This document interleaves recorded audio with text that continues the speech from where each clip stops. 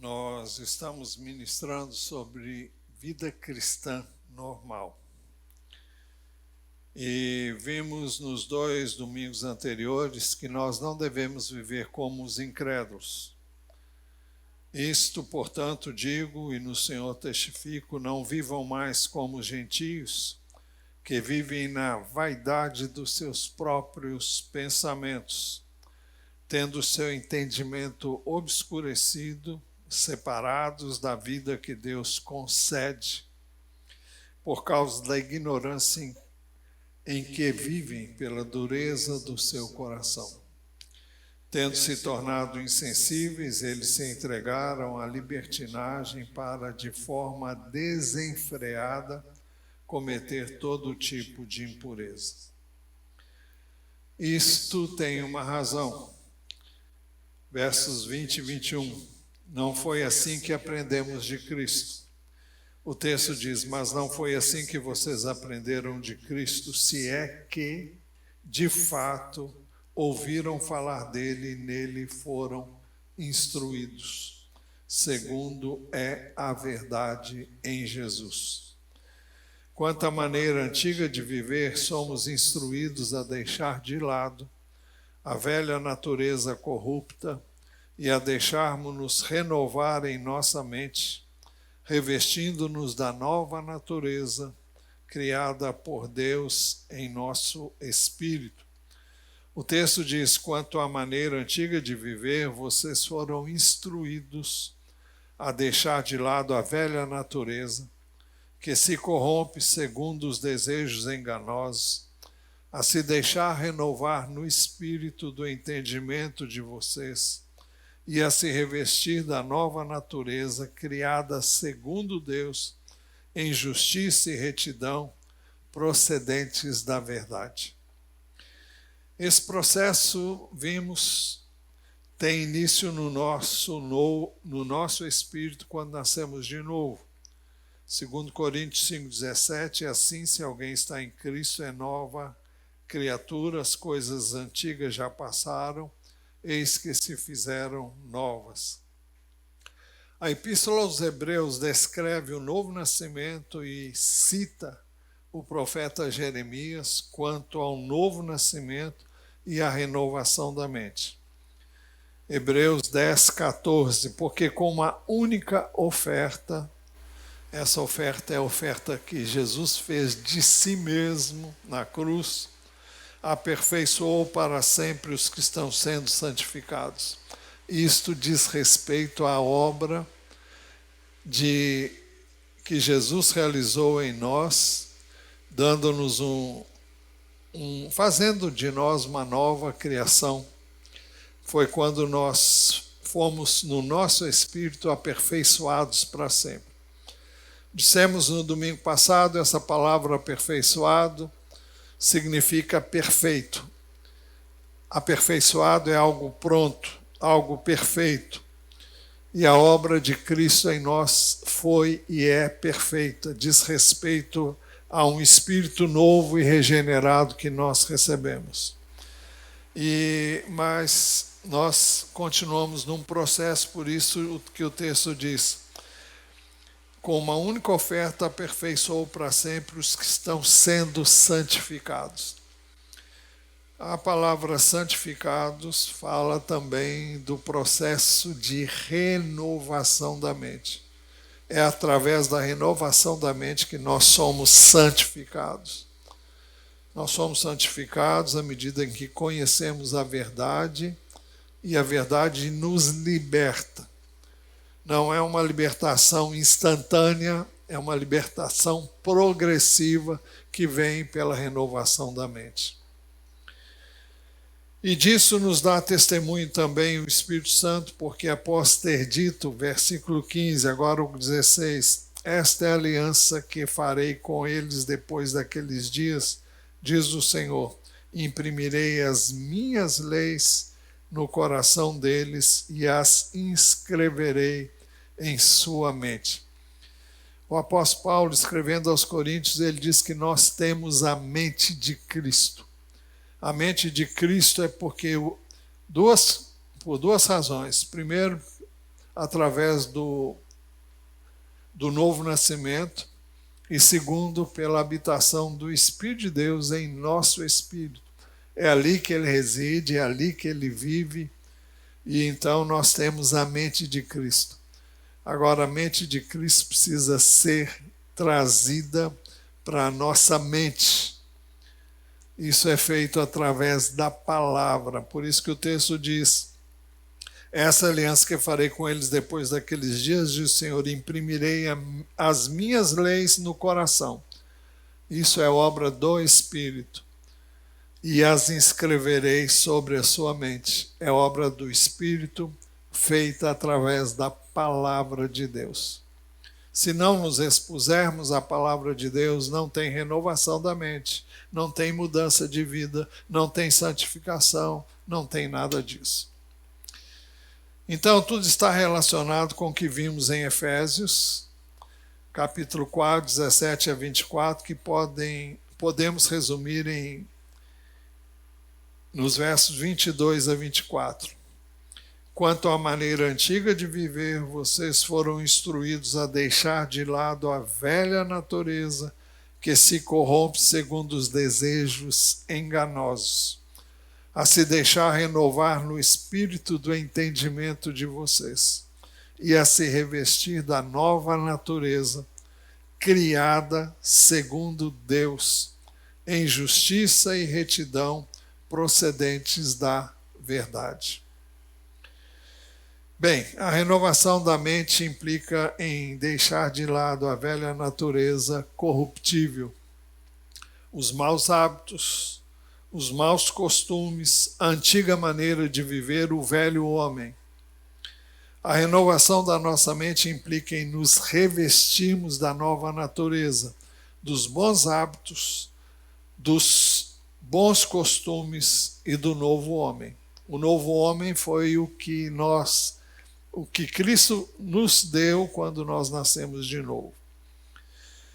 Por isso, primeiro, a renovação da nossa mente implica em deixar a mentira e cada um falar a verdade com o seu próximo. Vimos isso na semana passada, mas vamos voltar rapidamente a isso. Por isso, deixando a mentira, que cada um fale a verdade com o seu próximo. Isso tem uma razão, é porque nós somos membros do mesmo corpo. Não faz nenhum sentido continuarmos a mentir, isso em qualquer nível, em qualquer situação. Você não é obrigado a falar determinadas coisas, mas você não pode mentir. Você pode se omitir de falar coisas que você sabe, mas você não pode mentir quanto a elas. A mentira, vimos, teve a sua origem no Éden, e ela foi a porta para a entrada do pecado no mundo. Satanás conseguiu enganar Eva, contando uma mentira que se opunha a uma verdade. A verdade é o que Deus havia dito, e a mentira foi o que Satanás disse. A mentira é um meio através do qual o inimigo consegue iludir as pessoas e levá-las à prática do mal, levá-las a viverem de maneira contrária aos princípios e valores estabelecidos por Deus na sua palavra. Jesus estava conversando com alguns judeus que disseram ter crido nele. E Jesus disse para eles que eles precisavam conhecer a verdade e a verdade haveria de libertá-los. E falou da importância deles permanecerem na sua palavra, e só assim eles seriam realmente seus discípulos. Mas quando Jesus disse que eles precisavam ser livres, eles disseram: nós não somos escravos de ninguém. E Jesus disse que se o Filho os libertasse, eles seriam livres. Diz também que quem comete pecado é escravo do pecado. Quem vive no pecado é escravo do pecado. Se ele, o Filho, libertasse, essa vida seria realmente livre. E há um diálogo ali, e eles dizem que eles não eram escravos, porque eles eram livres, entenderam de maneira equivocada a palavra que o Senhor havia lhes dito, e disseram que eram descendência de Abraão. Jesus disse: olha, se vocês são filhos de Abraão, façam as obras de Abraão. Disseram: nós somos filhos de Deus, então, se vocês são filhos de Deus, façam as obras de Deus. E, por fim, no verso 43, nós temos esse final de diálogo. Por que vocês não compreendem a minha linguagem? É porque vocês são incapazes de ouvir a minha palavra. Vocês são do diabo, que é o pai de vocês, e querem satisfazer os desejos dele. Ele foi assassino desde o princípio e jamais se firmou na verdade, porque nele não há verdade. Quando ele profere mentira, fala do que ele é próprio, porque é mentiroso e pai da mentira. Mas porque eu digo a verdade, vocês não creem em mim. Eu queria que alguém desativasse a bateria, porque ela está quando eu falo. Então, porque eles não criam em Jesus? Porque Jesus falava a verdade. E eles estavam vivendo como o pai deles. E o pai deles não era outro senão o diabo. Bem, nós temos que entender então que a mentira tem a sua origem no diabo. E mentira não é algo que o crente possa usar em nenhuma circunstância. O apóstolo Paulo, escrevendo aos Tessalonicenses, aliás, eu coloquei aí uma referência, é o próximo aí,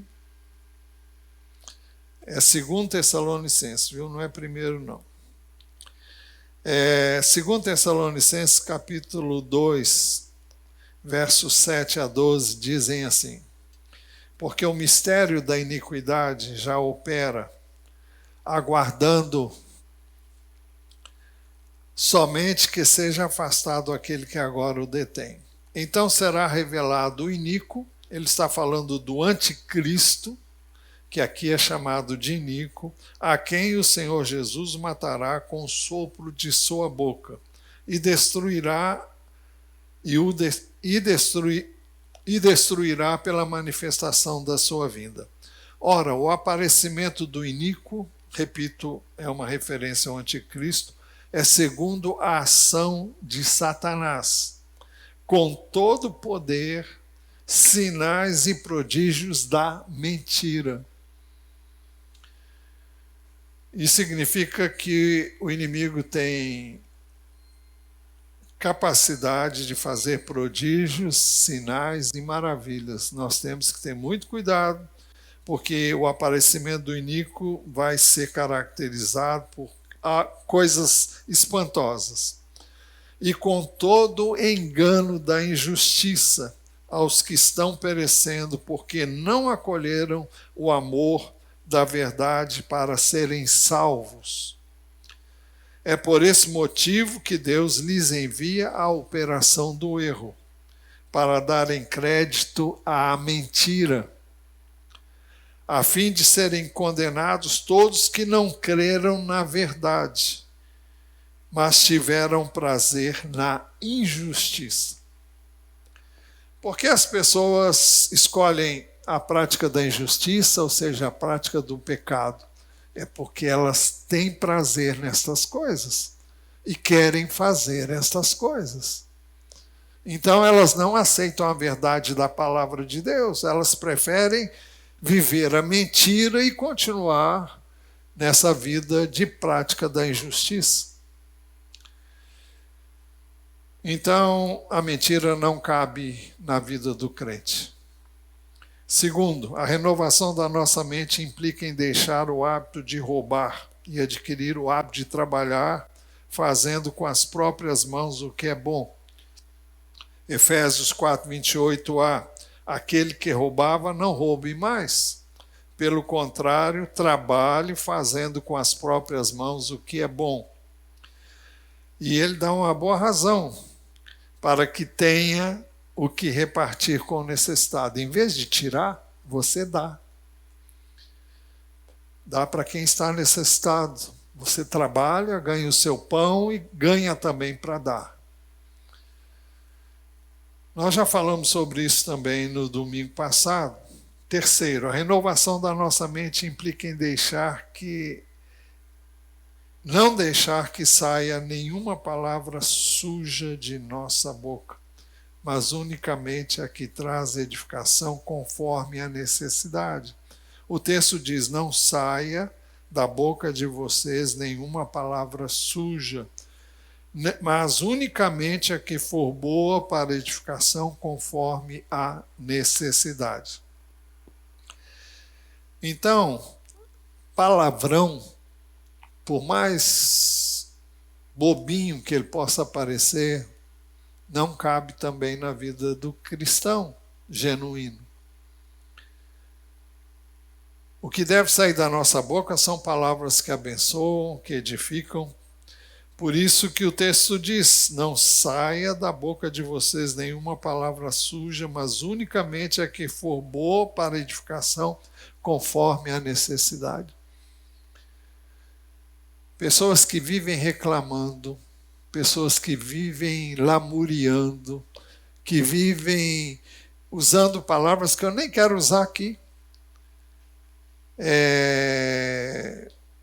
para expressarem o seu descontentamento por algo que não saiu como ela desejava. E já vi muito crente dizendo esse tipo de coisa. Isso para não falar em palavrão no sentido mais ostensivo. É algo que você, nenhum de nós deve permitir na nossa vida, nem na nossa casa. Se você é chefe de família, se você é pai, é mãe.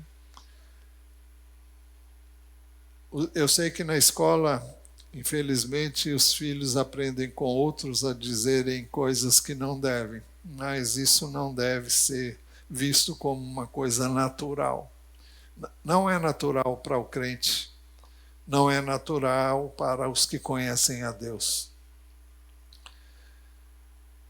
O texto diz que nós devemos falar unicamente a palavra que é boa para edificação, conforme a necessidade, e assim transmitirmos graça às pessoas que ouvem. Assim nós abençoemos as pessoas que ouvem. É muito ruim você estar do lado de uma pessoa que vive reclamando, vive lamentando, vive xingando. Olha, não há por que permanecer na presença dessa pessoa. Então, você se torna, quando tem esse hábito, uma pessoa indesejável. Porque ninguém gosta de ficar de gente que vive para baixo, vive lamentando, vive xingando. Eu sei que há pessoas que vivem momentos de depressão. E antes achavam que depressão era coisa que só acontecia com quem não era crente, mas crente também fica deprimido. Mas isso não deve ser uma oportunidade para você dizer coisas que não devem ser ditas. Não vamos tratar de depressão agora, mas é só um detalhe. Quarto lugar, a renovação da nossa mente implica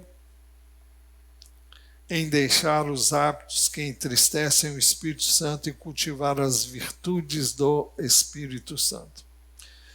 Efésios 4:30. E não entristeçam o Espírito Santo de Deus, no qual vocês foram selados para o dia da redenção. O dia da redenção é o dia da volta de Jesus, em que nós deixaremos esse corpo para receber um corpo eterno. Que não haja no meio de vocês qualquer amargura, indignação, ira, gritaria e blasfêmia, bem como qualquer maldade. Pelo contrário, sejam bondosos e compassivos uns com os outros, perdoando uns aos outros, como também Deus em Cristo perdoou vocês. Capítulo 5, verso 1. Portanto, sejam imitadores de Deus como filhos amados e vivam em amor, como também Cristo nos amou e se entregou por nós, como oferta e sacrifício de aroma agradável a Deus. Então, precisamos deixar os hábitos que entristecem o Espírito Santo. Vou ler novamente os versos 30 e 31. Não entristeçam o Espírito de Deus, no qual vocês foram selados para o dia da redenção. Que não haja no meio de vocês qualquer amargura, indignação, ira, gritaria e blasfêmia, bem como qualquer maldade.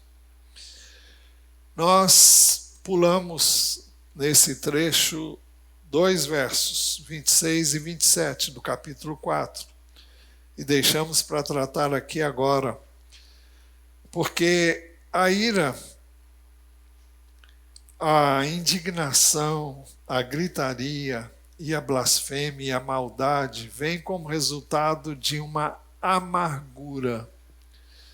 O que é uma amargura? É claro que a amargura pode se refletir imediatamente e às vezes pode vir a estourar num momento posterior. Mas a amargura é um espírito amargo, é alguém que foi machucado, foi ofendido, foi prejudicado de alguma forma e guarda isso. E no momento em que isso está... Bom, isso fica camuflado, mas vai ter um momento que isso vai estourar. Eu disse na semana passada que é como uma fossa que estoura e joga aquilo que você sabe para todo lado. Vocês podem imaginar a sujeira que faz e o cheiro que sai também disso. Eu estou falando isso figurativamente para dizer o que sai de uma pessoa amarga. E vai ter um momento que ela vai explodir. Ela explode em ira, ela explode em indignação, em gritaria, blasfêmia contra Deus, e ela vai expressar toda a maldade que ela tem dentro dela. O texto fala de 3 cuidados, então, que nós devemos ter acerca da ira. Primeiro, não peque quando você ficar irado. Nós começamos a ver isso. O texto diz: fiquem irados e não pequem. Isso não significa que é uma ordem para que eu fique irado. O texto de Efésios 4:31 diz: não haja no meio de vocês qualquer amargura, indignação, ira, gritaria e blasfêmia. Então o texto não está autorizando você ficar irado, bem como qualquer maldade. Mas se viermos a nos irar, que não pequemos.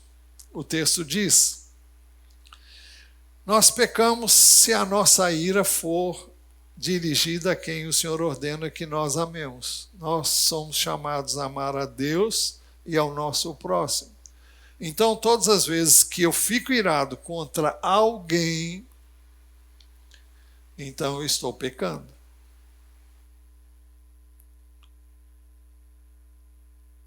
Quando eu fico irado Normalmente eu estou indo contra alguém e contra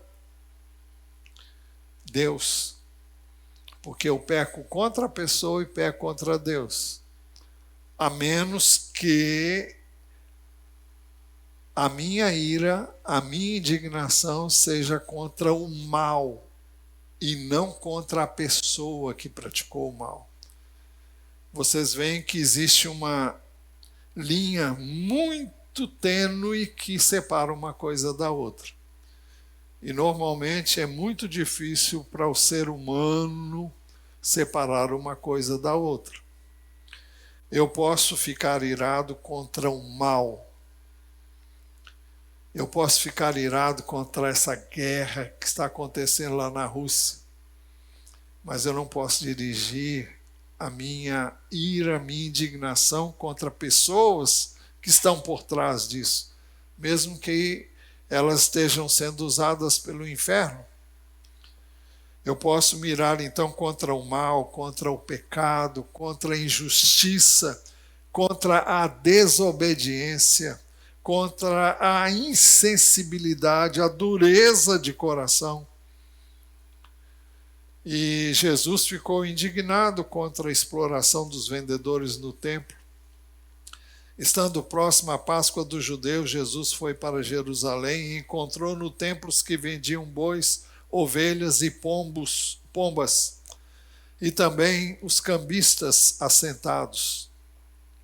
Tendo feito um chicote de cordas, expulsou todos do templo com as ovelhas e os bois, derramou o dinheiro dos cambistas pelo chão, virou as mesas e disse aos que vendiam pombas: tirem estas coisas daqui, não façam da casa de meu pai uma casa de negócio. Os seus discípulos se lembraram que está escrito: zelo da tua casa me consumirá. É uma citação do Salmo 69, versículo 9. Bem, Jesus não estava irado contra as pessoas, mas contra o que elas estavam fazendo. E ele expressou isso com toda a veemência, com toda a força, que podemos dizer, foi empregada para derrubar aquelas mesas, e em nenhum momento ele expressou ira contra aquelas pessoas. Ele diz: tirem estas coisas daqui, não façam da casa de meu pai uma casa de negócios. Era ira contra o pecado, ira contra o mal, ira contra uma desvirtuação do propósito do templo. Os cambistas trocavam dinheiro para que as pessoas pudessem comprar animais que eram sacrificados. E também vendiam animais para serem sacrificados, de pessoas que vinham de longe. A Bíblia até permite que isso seja feito, mas não como era feito ali. O templo havia se tornado um mercado, com uma movimentação impressionante e com intuitos gananciosos. Jesus também ficou indignado e triste com a dureza de coração de alguns religiosos de seu tempo. Marcos 3, de 1 a 5, diz assim: de novo Jesus entrou na sinagoga. Estava ali um homem que tinha uma das mãos ressequida, e estavam observando Jesus para ver se curaria aquele homem no sábado, a fim de o acusarem. Jesus disse ao homem da mão ressequida: vem aqui para o meio. Então lhes perguntou: é lícito aos sábados fazer o bem ou fazer o mal? Salvar uma vida ou deixar morrer? Mas eles ficaram em silêncio. Então Jesus, olhando em volta, indignado e entristecido com a dureza de coração daquelas pessoas, disse ao homem: estenda a mão. O homem estendeu a mão e ela lhe foi restaurada.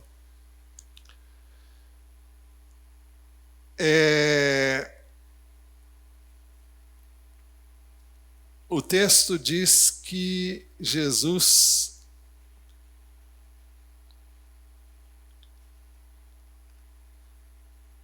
o texto diz, de novo entrou Jesus na sinagoga, estava leão, tal. Verso 5. Então Jesus, olhando em volta, indignado e entristecido com a dureza de coração daquelas pessoas, disse ao homem, estenda a mão. É uma indignação contra a dureza, contra a obstinação, a insensibilidade. Pessoas que preferiam que no sábado, que era um dia de descanso dos judeus, preferiam que Jesus deixasse de curar, deixasse de fazer o bem. E durante a ministração que estamos fazendo à noite, nós vamos tratar disso mais pormenorizadamente. Mas só estou usando a ilustração de uma indignação que não é condenada, nem é pecado. Mas você não pode dirigir a sua indignação contra a pessoa. Você não vê Jesus fazendo isso em nenhum momento. Mas ele se indignava contra o mal. Você pode dizer se a sua ira é dirigida contra o mal, contra a maldade, contra a loucura dos que não temem a Deus, ou se ela é dirigida diretamente a quem o prejudicou, o ofendeu, causou alguma forma de dano, se é contra aquele que pratica o mal, se é contra o ímpio. Então nós devemos ter 3 cuidados acerca da ira. Segundo cuidado, antes do fim do dia você deve ter paz consigo mesmo, com quem lhe causou a ira e com Deus. Suponhamos que você ficou irado contra uma pessoa. Então, antes que o dia termine, você tem que resolver isso com a pessoa e com Deus. Não deixem que o sol se ponha sobre a ira de vocês. Por quê?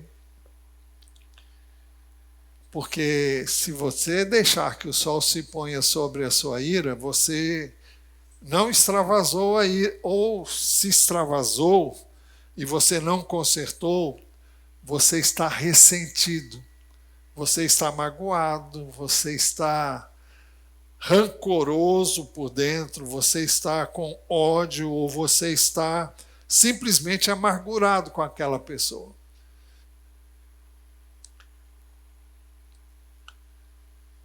É por isso que o terceiro cuidado é não dê lugar ao diabo.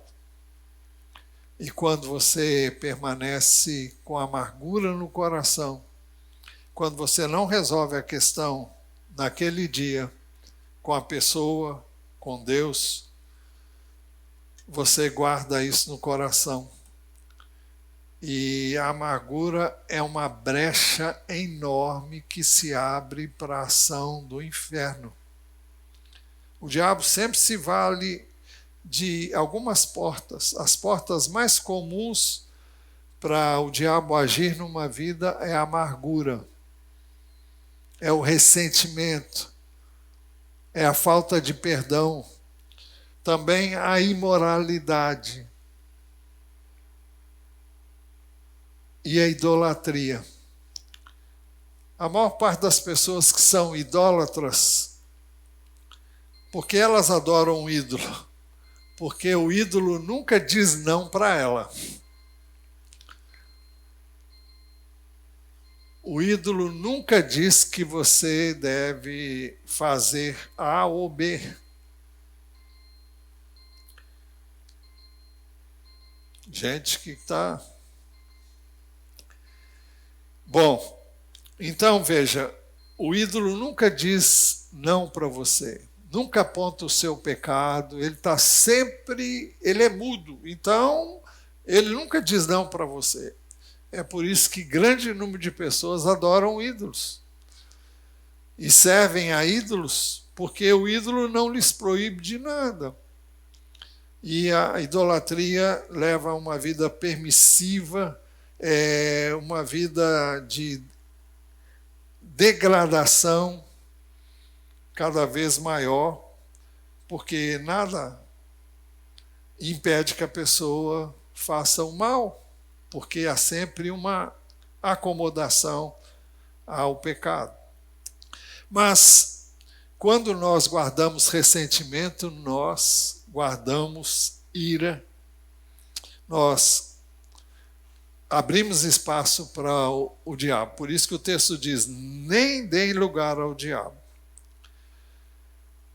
Então, quando é que isso acontece? Quando a ira não é apaziguada. O texto diz,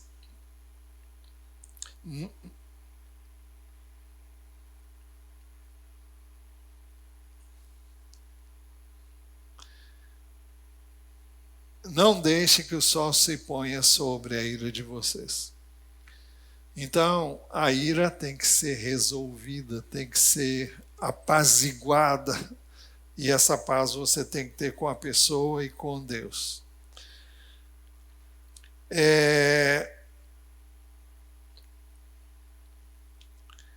Nós damos lugar ao diabo quando deixamos de perdoar alguém no íntimo.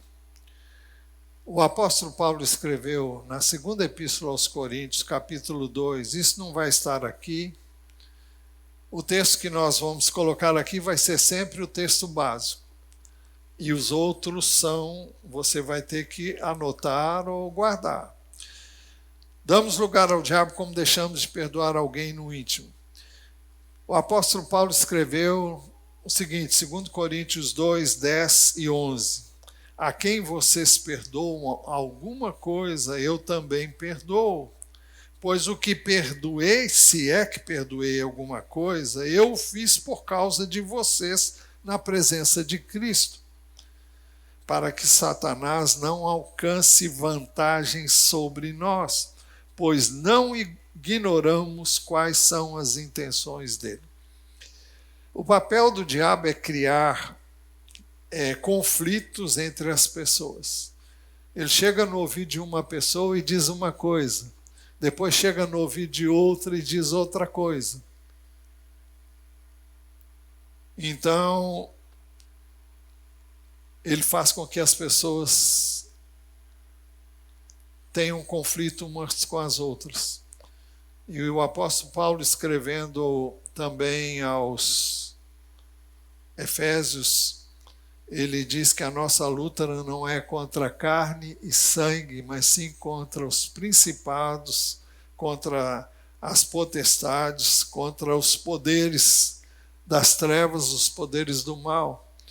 Então, nós temos que ter cuidado para não dar espaço para que o diabo encontre lugar em nós para poder agir e fazer o que ele gosta de fazer, que é colocar as pessoas umas contra as outras. E quando nós deixamos de perdoar alguém, nós então estamos abrindo espaço para ele agir. E ele vai procurar levar pessoas a nos ofenderem, a nos magoarem, a dizerem coisas terríveis para nós. No momento de raiva, uma pessoa é capaz de dizer coisas incríveis que podem nos derrubar, podem nos deixar profundamente entristecidos. E se nós não perdoarmos no íntimo, e se eu respondi aquele ataque, eu tenho que pedir perdão à pessoa, mesmo que a pessoa não peça perdão para mim, eu tenho que pedir perdão para ela.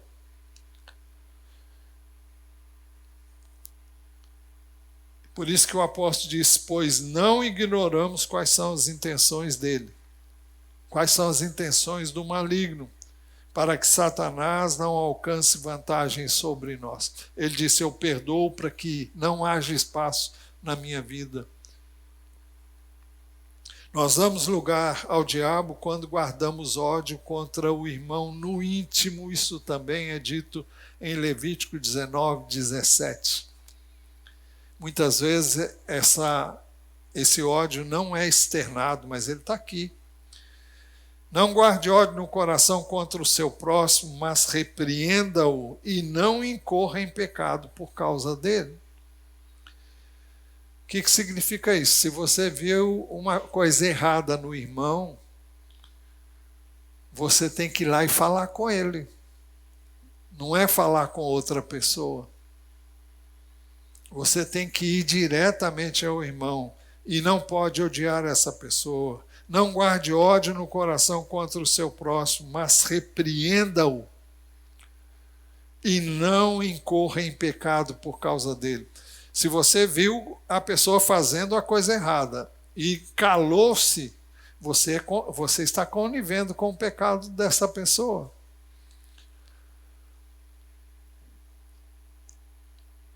Se você ouviu a pessoa, viu e ouviu a pessoa fazer algo que não devia de fazer, então é sua responsabilidade ir a essa pessoa e confrontar essa pessoa, você e ela só. É isso que Jesus ensina em Mateus capítulo, acho que é 18, não sei se é 15 ou 18. Mas eu não sei nem se ele está citado aqui. Não está não. Mas depois você vê.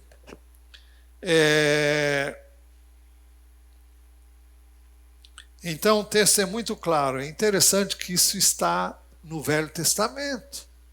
Então esse ensino não é tão bom. É muito antigo. Não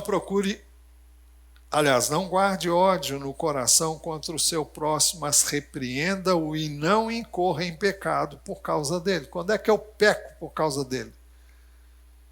Quando eu guardo ódio contra ele ou quando eu deixo de confrontá-lo com a verdade. Agora, isso deve ser feito com amor e não com aquele dedo que aponta a falta e não ajuda ninguém a sair do buraco. Nós damos lugar ao diabo quando procuramos vingança. Nesse mesmo texto, no verso seguinte, Levítico 19, 18 diz: não procure vingança, nem guarde ira contra os filhos do seu povo, mas ame o seu próximo como você ama a si mesmo. Eu sou o Senhor.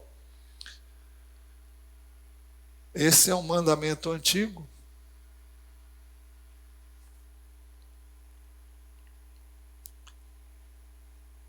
Não procure vingar-se. Romanos 12, 17 fala sobre a vingança.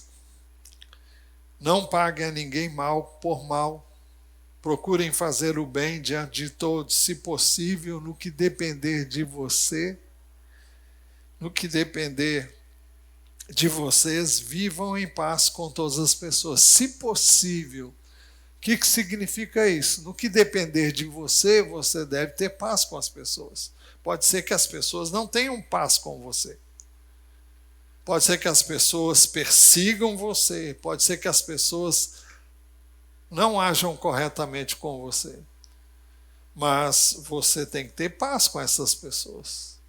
Você deve orar por elas. Você deve amar essas pessoas. É isso que Jesus ensinou no Sermão da Montanha. Então não paguem a ninguém mal por mal, procurem fazer o bem diante de todos. Se possível, no que depender de vocês, vivam em paz com todas as pessoas. Meus amados, não façam justiça com as próprias mãos, mas deem lugar à ira de Deus. Deixe que Deus aplique a ira dele. Pois está escrito: a mim pertence a vingança, eu é que retribuirei, diz o Senhor. O Senhor sabe como aplicar a sua ira. O que é a ira de Deus? É o juízo de Deus, é o julgamento de Deus, é a punição de Deus. Então, essa ira de Deus é justa, porque Ele conhece tudo acerca da pessoa, Ele não julga a pessoa de maneira inadequada, inapropriada.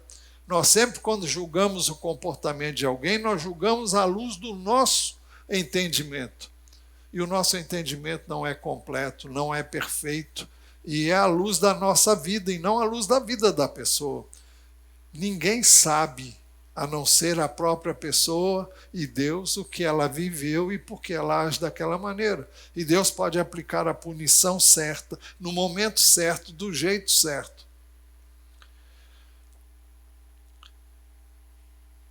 Não façam justiça com as próprias mãos, mas deem lugar à ira de Deus. Porque está escrito: a mim pertence a vingança, eu é que retribuirei. Isso está escrito em Deuteronômio 32, 35. É uma citação do Novo Testamento, do Velho Testamento no Novo. Versículo 20. Façam o contrário. Se o seu inimigo tiver fome, dê-lhe de comer. Se tiver sede, dê-lhe de beber. Porque fazendo isso, você amontoará brasas vivas sobre a cabeça dele. O que significa isso? Você vai colocar brasa viva na cabeça dele? Não, é um sentido figurado. Quando você paga o mal com o bem, você está levando a consciência da pessoa a pipocar. Isso vai ter um efeito extraordinário na vida da pessoa, que vai ficar constrangida em ter feito o mal para você e você fazer o bem para ela. Se você fizer o bem para ela.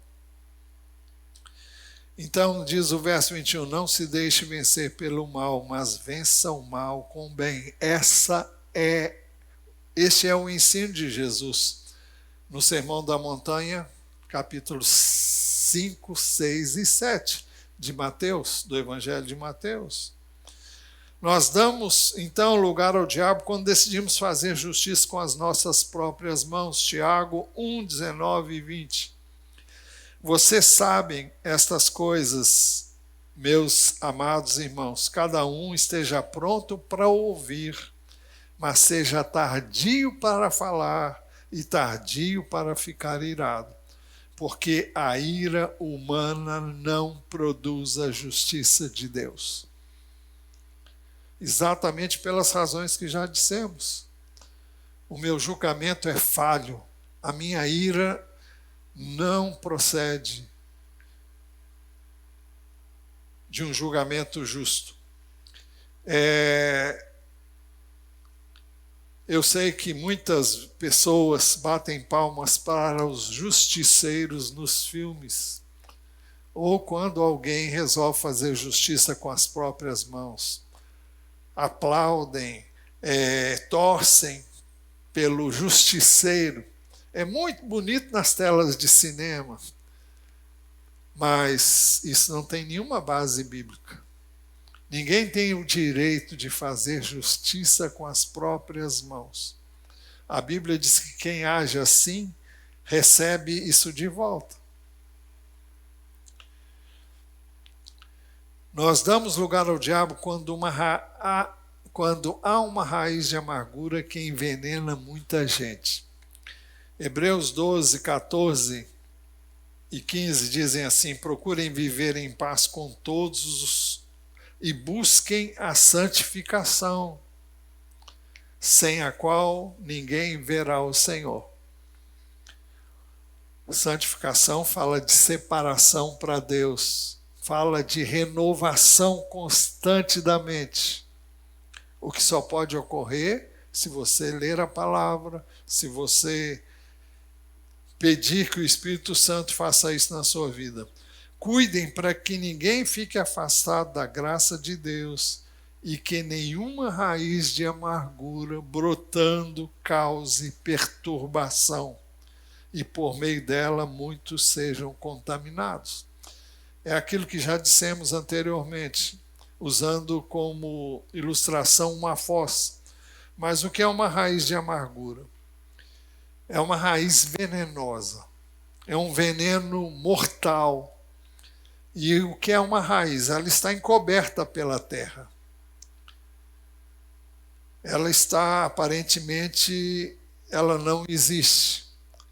mas ela vai, num momento que você menos esperar, ela vai brotar. E quando ela brotar, ela vai manifestar o que ela é. Então é a amargura guardada que vai se manifestar com a ira, com a indignação, com a gritaria, com blasfêmia, com maldade. Efésios 4:31 diz assim: livre-se de toda amargura, indignação, ira, gritaria e calúnia, bem como toda maldade. O que sai da boca de alguém quando está irado é impressionante. A pessoa é capaz de dizer coisas que, se forem consideradas, ou das duas, ou você tem uma boa autoestima e você entende que aquela pessoa está falando aquilo irada e aquilo não expressa o que ela, na realidade, pensa a seu respeito. Ela faz isso porque está irada. Isso pode acontecer com as pessoas mais íntimas que você tem. Com seu irmão, com a sua irmã, com as pessoas com quem você convive de perto. E no momento que você fica irado contra as pessoas, se você extravasar sua ira, você vai dizer coisas que, se a pessoa levar isso ao pé da letra, você perdeu o amigo, perdeu o irmão, perdeu a mãe, perdeu o pai, perdeu tudo. Porque o que você disse destrói aquela pessoa. O Tiago disse que a língua, ela é posta em chamas pelo inferno e ela é capaz de destruir vidas, carreiras humanas, destinos humanos. E diz que ela é posta em chamas pelo inferno. Então, uma língua irada, ela causa muitos danos e ela mostra toda a maldade que há no coração. A Bíblia diz que Jesus disse que ele disse aos escribas e fariseus, ele disse: raça de víboras, como vocês podem falar coisas boas sendo maus? Porque a boca fala do que está cheio o coração. A pessoa boa, do bom tesouro, tira coisas boas, mas a pessoa má, do mau tesouro, tira coisas más. Digo a vocês que no dia do juízo, vocês darão conta de toda palavra inútil que vocês proferirem. Porque pelas suas palavras você será justificado e pelas suas palavras você será condenado. Nós temos que ter muito cuidado com o que dizemos. E o momento de ira, a sua carne vai se manifestar de maneira ostensiva. E se você deu espaço, esse é o trabalho do diabo, é colocar as pessoas uma contra as outras. Então, quando uma pessoa aceita o trabalho do diabo, então a carne vai se manifestar e aí não sai coisa que presta, não. Vai sair coisa que vai feder, vai cheirar mal, vai ser raiz que produz amargura, vai ser uma raiz venenosa. Conclusão. A renovação da mente implica em deixar de lado a velha natureza corruptível, os maus hábitos, os maus costumes, a antiga maneira de viver o velho homem. A renovação da nossa mente implica em nos revestirmos da nova natureza, os bons hábitos, os bons costumes e o novo homem. Se alguém está em Cristo, é nova criação. Essa nova criação precisa vir para a sua mente. Isso é feito através da palavra, é através do Espírito de Deus. Por isso, para encerrar, Efésios 4, 25, por isso, deixando a mentira, que cada um fale a verdade com o seu próximo, porque somos membros do mesmo corpo.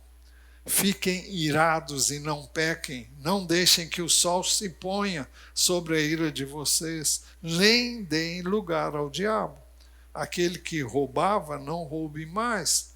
Pelo contrário, trabalhe fazendo com as próprias mãos o que é bom, para que tenha o que repartir com o necessitado.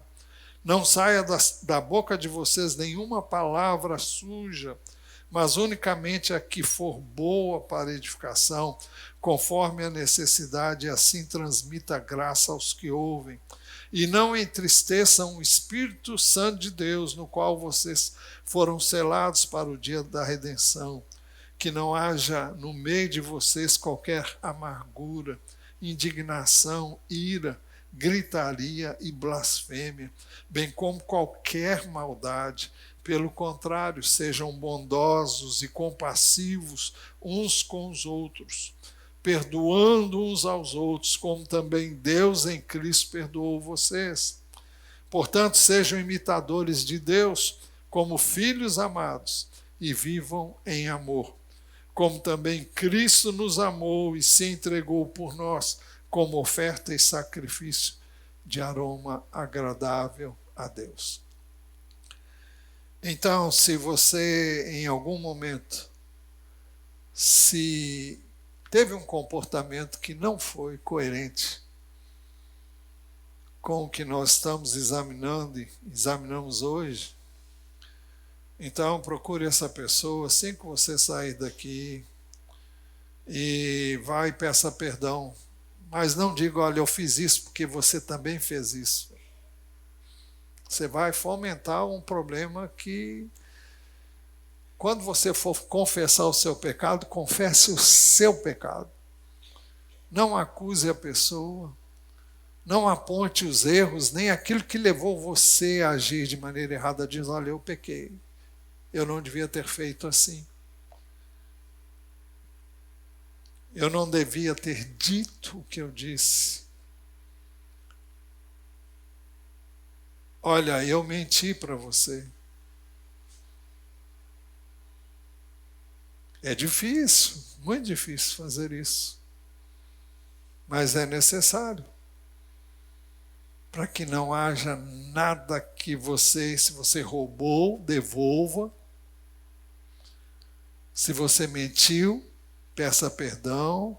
Se você expressou uma ira contra alguém e disse coisas que não devia, peça perdão. Primeiro a pessoa, depois peça perdão a Deus, que é isso que a Bíblia ensina.